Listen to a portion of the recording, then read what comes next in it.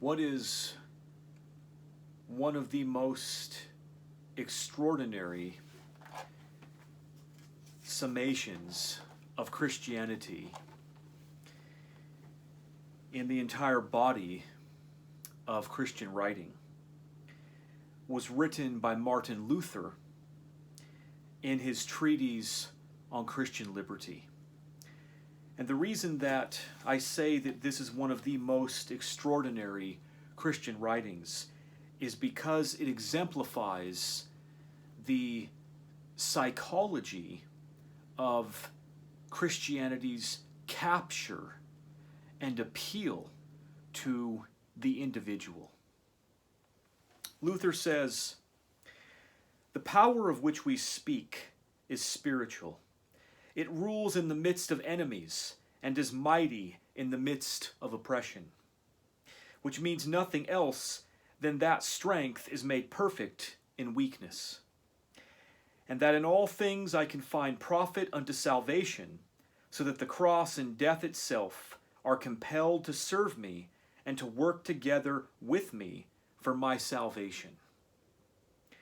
This is a splendid prerogative and hard to attain, and a true omnipotent power, a spiritual dominion in which there is nothing so good and nothing so evil, but that it shall work together for good to me, if only I believe. And yet, since faith alone suffices for salvation, I have need of nothing except that faith exercise the power and dominion of its own liberty. Lo, this is the inestimable power and liberty of Christians. This really is an extraordinary articulation of what is going on within Christian belief and why that belief is so compelling. Luther begins talking about power. The power of which we speak is spiritual. Now, by this, he's really referring to a form of abstract idealism, because this is not a real power in the sense that gravity is real, or the force of a falling tree is real. But it's a power that has to do with psychology, with psychological belief, and with motivation. He says it rules in the midst of enemies and is mighty in the midst of oppression. Now, it does do these things psychologically for the human.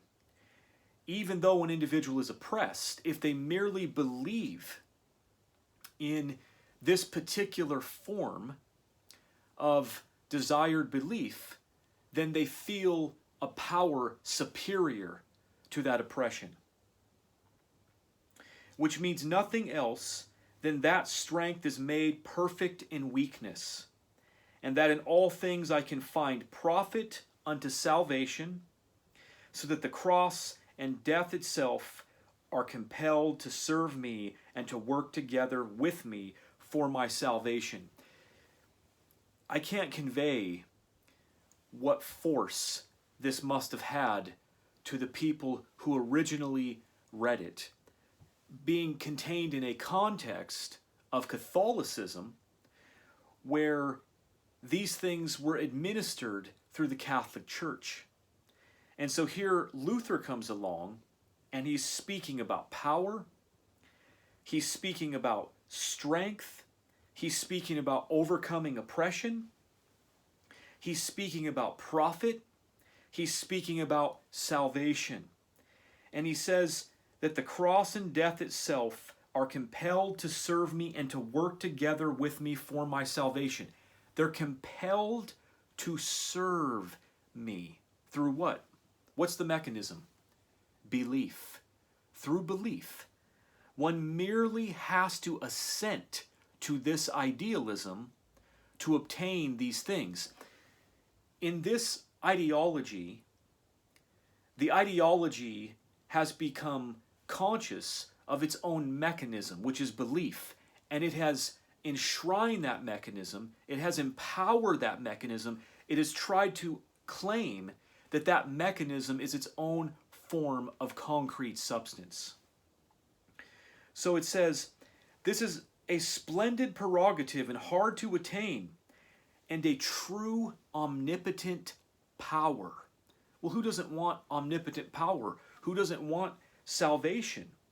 A spiritual dominion, he says, in which there is nothing so good and nothing so evil, but that it shall work together for good to me if only I believe.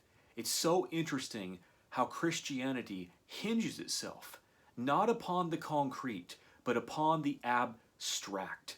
If only I believe. How do you make these ideals real? How do you bring them to life? How do you obtain this dominion? How do you obtain this power? Simple. You just believe it. If you believe it, it will be real. And yet, since faith alone suffices for salvation, I have need of nothing except that faith exercise the power and dominion of its own liberty. That's an incredible statement. Luther is here putting forth almost a kind of double belief. I believe that my belief is effective. Therefore, my belief is effective. This is the inestimable power and liberty of Christians. Not only are we the freest of kings, so now, through this belief, you become a king. We are also priests forever. So the priest at the time of Luther was someone that had high status and authority within society. They were a person or individual that was looked up to. And so now, merely through this mechanism of belief, you can become a king, you can become a priest, which is far more excellent than being kings. Because as priests, we are worthy to appear before God, to pray for others, and to teach one another the things of God. So being a priest is now even exalted above the notion of being a king, because an individual can teach these things of God. For these are the functions of priests and cannot be granted to any unbeliever. There's the antithesis.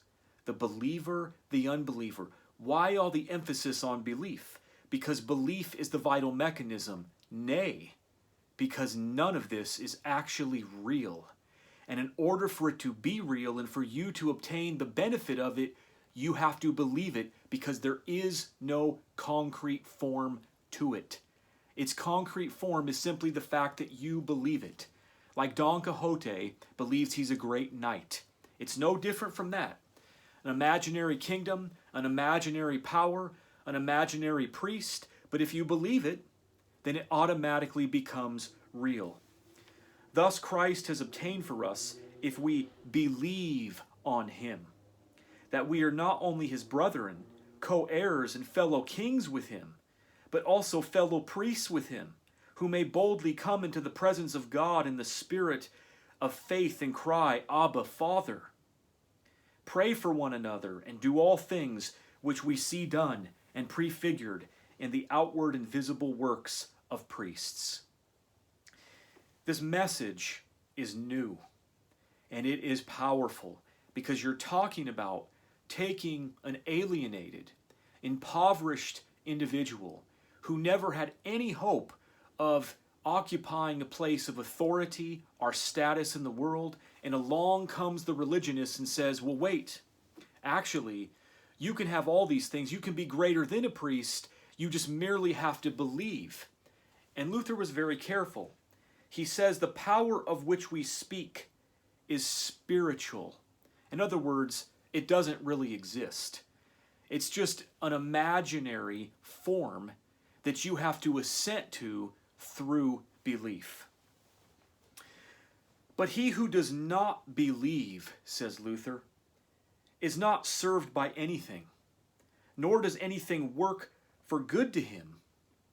But he himself is a servant of all, and all things become evils to him, because he wickedly uses them to his own profit and not to the glory of God. Who doesn't want to be a king and a priest, the yearning, alienated individual who is yearning for authority, to be significant? Along comes the religionist, along comes Luther and tells him he has all these things. But to contrast, we must show the poverty of the unbeliever, the poverty of the one who is not willing to believe that these things are in fact true. What of this person? Nothing works unto this person's good. This person is wicked.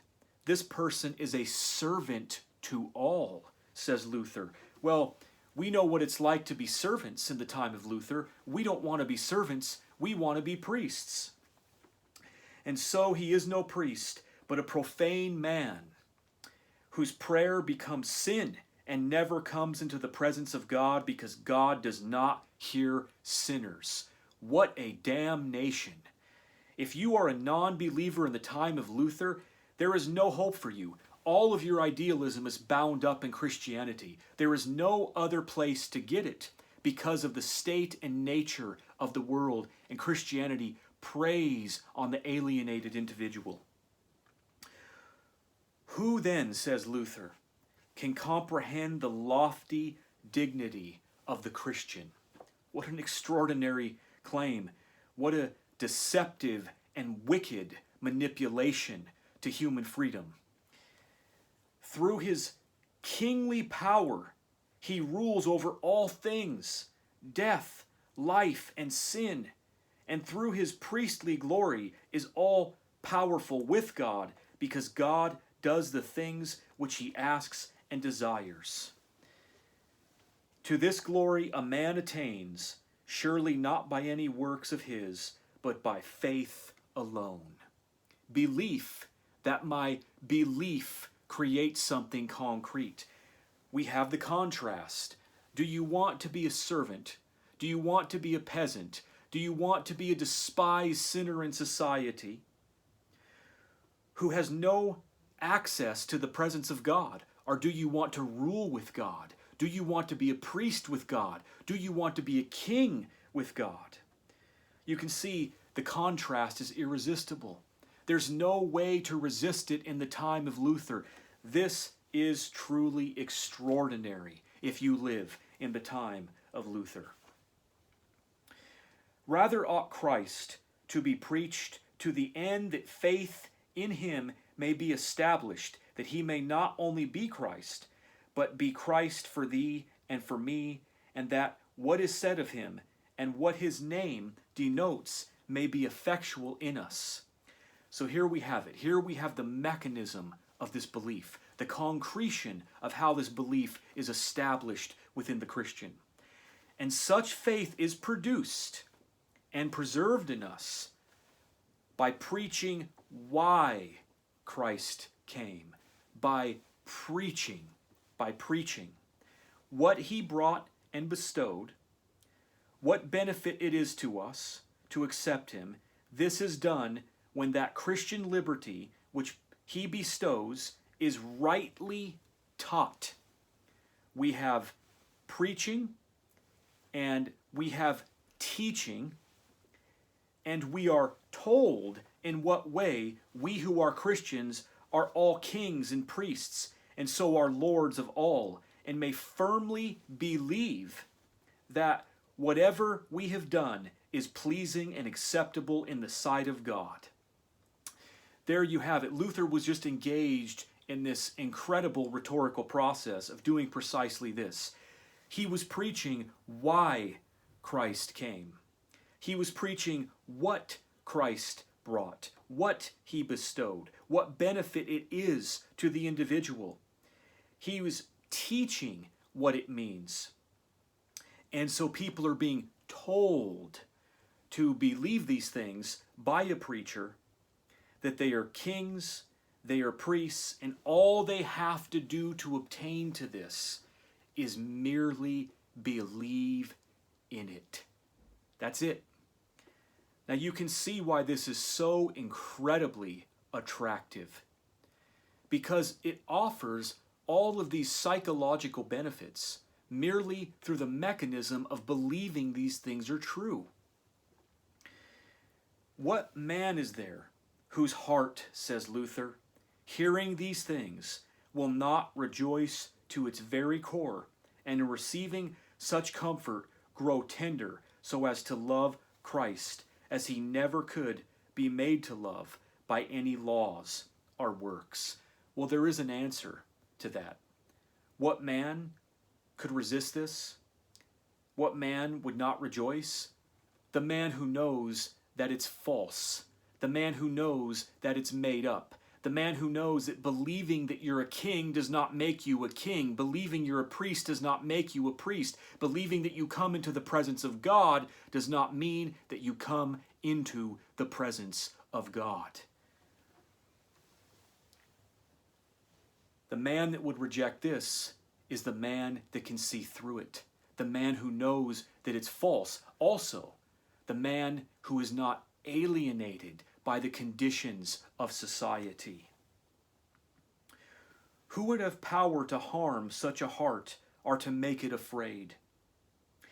If the knowledge of sin or the fear of death break in upon it, it is ready to hope in the Lord. It does not grow afraid when it hears tidings of evil, nor is it disturbed until it shall look down upon its enemies, for it believes that the righteousness of Christ is its own. For it believes. It believes. What an incredible power of motivation to instill in someone. Even death is overcome by this belief. Now, death is not really overcome by this belief, but it doesn't matter, because this notion of faith is that faith makes belief true. It turns it into the concrete. Now, it doesn't really turn it into the concrete, but this is what Luther preaches, and this is what the simple-minded folk of that time believe. There's really no way to resist this without a very, very high level of education and with different social conditions. This is all-consuming. It's all capturing, precisely because of all the things it claims to offer to the alienated individual in society. It's not that these things are true, but that the individual desires them to be true. Who doesn't want there to be a spiritual kingdom that you can access by belief, and you automatically become a priest and a king and have present access to the presence of God merely by believing? It's truly extraordinary. It's hard to find the secular equivalent to this. We don't really have it because the mechanism that this is based upon is believing your own delusions or believing the delusions of society. If that's the case, if that's what's required, then what's necessary is to formulate a powerful message, a message more powerful than the imagination of the Christian message, and to proclaim it, and to preach it, and to do what Luther said, to explain its benefit, to explain why it's bestowed, how it is bestowed, and to rightly teach it.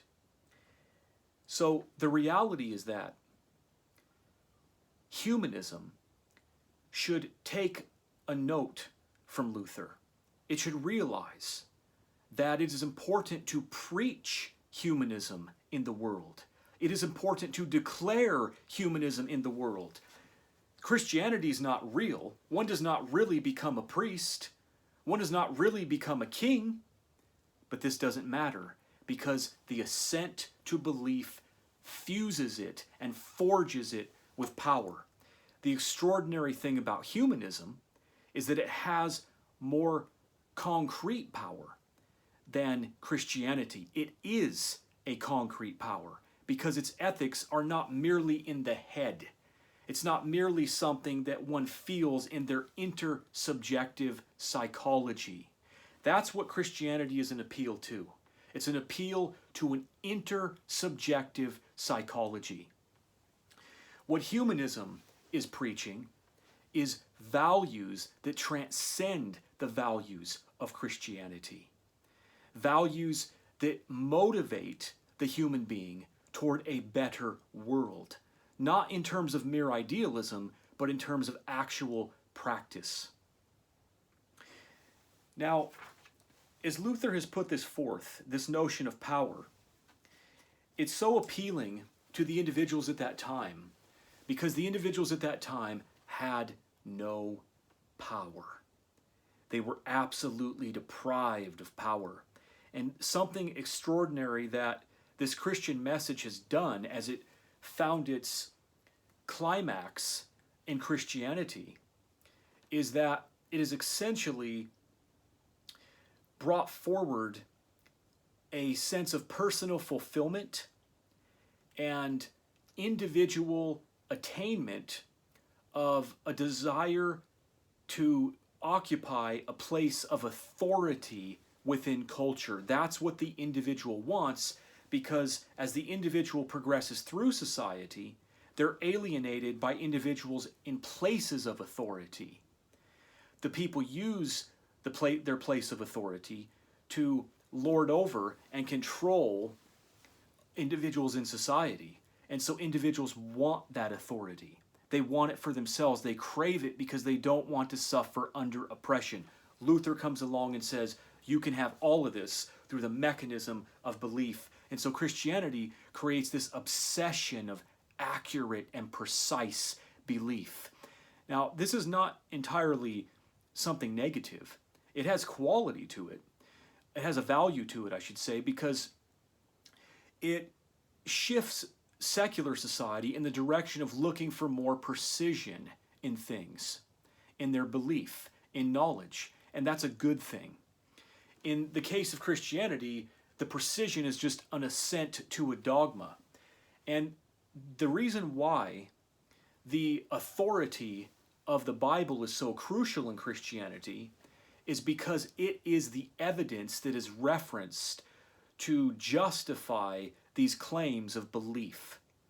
It's the evidence that is referenced to validate the idea that if you have faith in these concepts, faith in these abstract ideals, because that's what this is, it's belief in idealism, abstract idealism.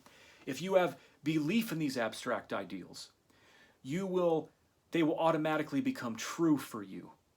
And you will be able to become a priest and a king and all of these other things. Obviously, this doesn't make it true. Just because you believe something to be true does not make it true. But that's why the appeal to the authority of the Bible is so crucial. Because one can just open the text and say, well, wait a second, look at what this word says. That is proof that my belief, my assent to belief is true.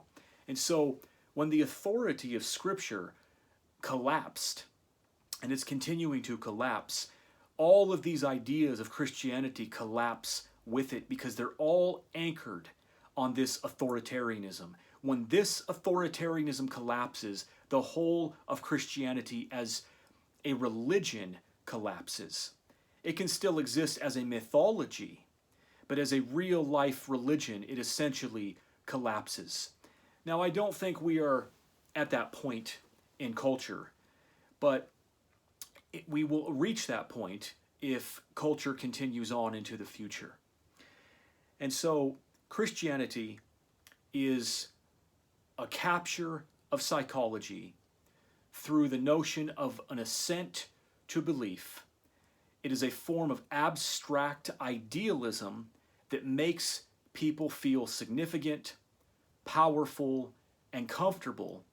And these feelings motivate them toward a strong embrace of it, toward a protection of it, and toward a desire for it. And this leads to its proliferation in the world.